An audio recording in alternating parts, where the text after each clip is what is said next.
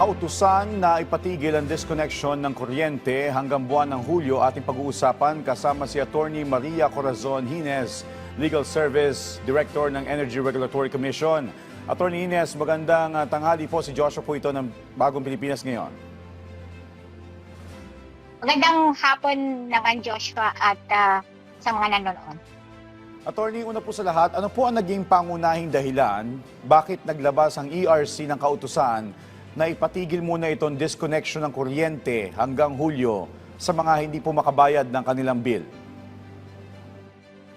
Ito ay tulong na rin ng komisyon doon sa mga hinaingay ng mga consumers na sobrang laki ng binabayaran nilang kuryente. Ito ay hindi naman bago na metodolohiya ng komisyon pag ito ay kailangan ng mga consumers. Ginawa na rin naman namin ito tuwing may malalakas na bagyo at kailangan ng tulong at suporta yung ating mga kababayan doon sa pagbabayad nila ng kuryente. Okay. So, Attorney, paano po ito? So, kung hindi muna sila magbabayad, hindi sila puputulan, papatong po yung buwan na yon sa susunod nilang buwan na babayaran sa kuryente. Tama po? Okay. Tama yun. Yung mga i-segregate lang natin. Yung no disconnection, ito ay para sa lahat. So regardless kung ano yung konsumo mo. Hindi ka pwedeng hindi ka nila putulan. Ngayon, yung mga kumukonsumo ng 200 kilowatt hours and below, pwede pa rin nilang i-stagger yan ng yung payment scheme. So kung kunwari, yung bill na natanggap mo para sa ngayong Mayo, pwede mong bayaran yon ng 3 installment. Yung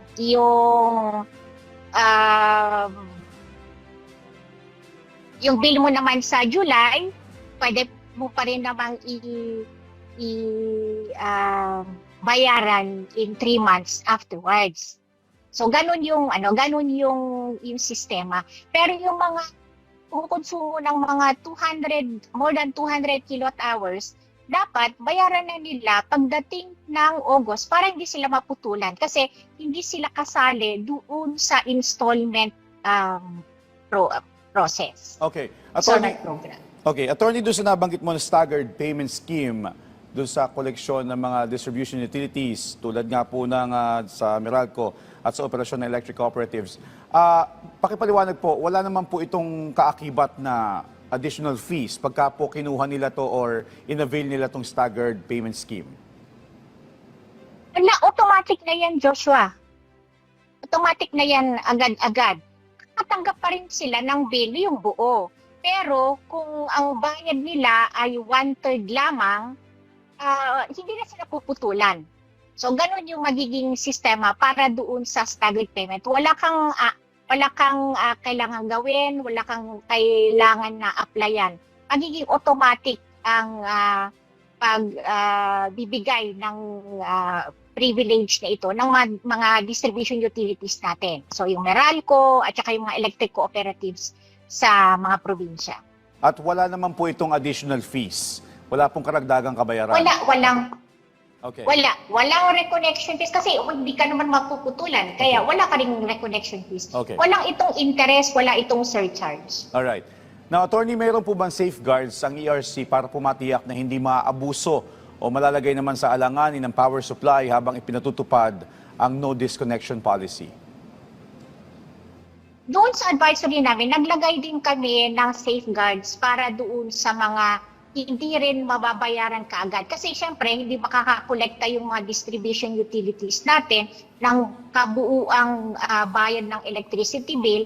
Kaya yung mga distribution utilities, meron din silang tingi yung 3 months din na installment para doon sa mga ireremit nila sa generation companies, sa transmission companies, sa gobyerno. So gano'n din yung sistema. Kung mayroong staggered payment, yung mga consumers natin, gano'n din dun sa distribution utilities natin. Pero doon lang sa mga babayarin na staggered din. So 1:1 yan. Kung hindi naman siya staggered, then babayaran talaga, i-remit talaga kaagad. Pero yung mga bills na staggered yung payment, staggered din yung kaya nga merong kailangan na separate accounting process ito para sa mga distribution utilities para hindi maghalo yung kailangang bayaran nila ng buo kaagad doon sa mga suppliers din nila at yung pwede nilang bayaran on staggered basis. Okay.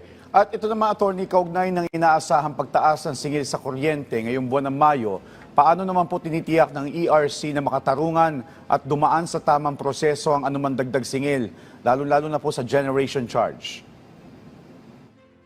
Yung generation charge kasi, monthly kasi na merong variations yan. Talagang yun yung sistema. Kasi yung fuel cost, yung pambayad sa mga loans, pambayad sa fuel, lalo na kung inaangkat sa ibang bansa at dollar denominated yan, pag may paggalaw ang piso, maapektuhan talaga kung ano yung presyo.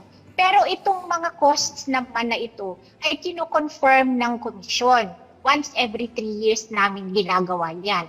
Tinitingnan namin at sinisigurado namin na kung ano yung naipasa at ano yung tama na generation charge ay yun lamang ang ipinasa at siningil sa kung may mga discrepancies. Doon kami kung minsan nagkakaroon either ng collection from the consumers kung kulang ang binayad o refund naman kung sumobra yung nasingil.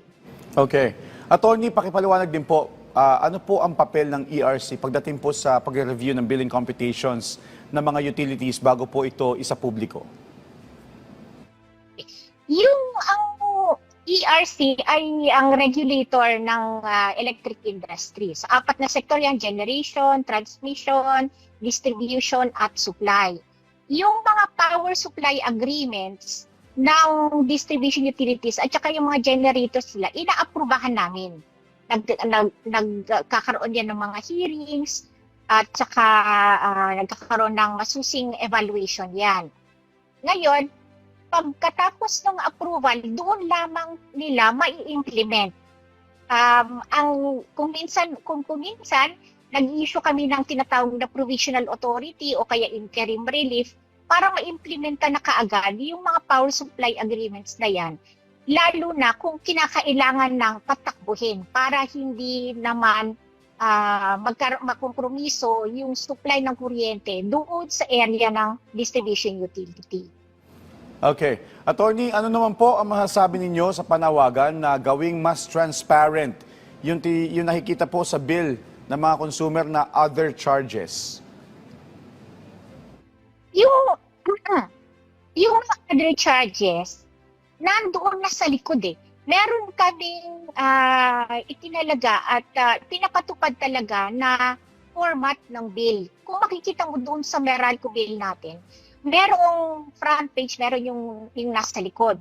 Yung nasa likod, yun yung unbundled rates. So makikita mo doon bawat charge, ano yung konsumo mo, anong percentage siya of your total bill, ano yung kabuuang bayad mo, at saka kung ano yung rate na para sa isang kilowatt hour. So nandoon lahat. Nagkakaroon lang kung minsan ng confusion, ng concerns ko. Yung summary, kasi ang Meralco, sinasummarize kasi nila doon sa harapan. Kaya kung minsan, kung hindi nila nailagay, parang ang nagkakaroon ng impression na hindi kasama itong mga bill na ito. Tapos biglang sa susunod na summary nila ay lalabas ulit yan. Yung pinakatama na paglalahad kung ano yung different charges, magkano yung peso per kilowatt hour, magkano yung peso equivalent, nandoon sa pinakalikod. Okay. Yun yung tinatawag namin na unbundled rates. Okay.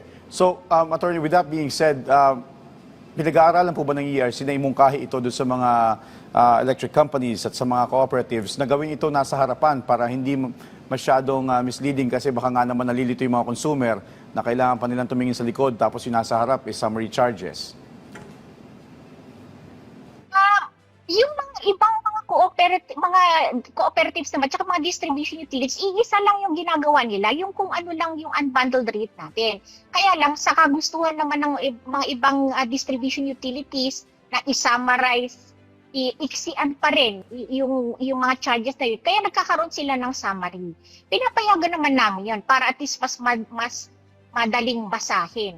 Pero kung kunwari gusto mo talagang makita, i-validate kung ano yung nandoon na sa summary ay tugma, ay tama, titingnan mo lang doon sa likod. O kaya kung nasaan yung specific charges na yon. So yun yung sistema, yun si system talaga. Kagustuhan lang din talaga na ipakita in summary form sa mas maiksing pamamaraan kung ano-ano yung mga charges. Okay. Well, on that note, mensahe nyo na lang po sa ating mga kababayan na nakatutok sa atin ngayon, Attorney. Ang ERC po ay palagi pong nandito, natutulong sa ating mga consumers at kung kailangan po ng mga remedies o kaya kung meron po kayong mga complaints at katanungan tungkol sa elektrisidad at kung ano po yung ginagawa namin, bukas po yung aming opisina. At meron po kami Consumer Affairs Service na pwedeng tumugon doon sa inyong mga katanungan. At makakaasa po kayo doon sa paggawa ng komisyon ng mga rules and regulations at pag-implementa ng mga batas at mga proseso ay ang sinaalang-alang po namin ay ang interest talaga ng consumers. Alright, maraming salamat po sa inyong oras at sa impormasyon, Attorney Maria Corazon Hines, Legal Service Director ng Energy Regulatory Commission o ng ERC. Thank you, Attorney. Thank you po. Gandang hapon po sa inyo lahat.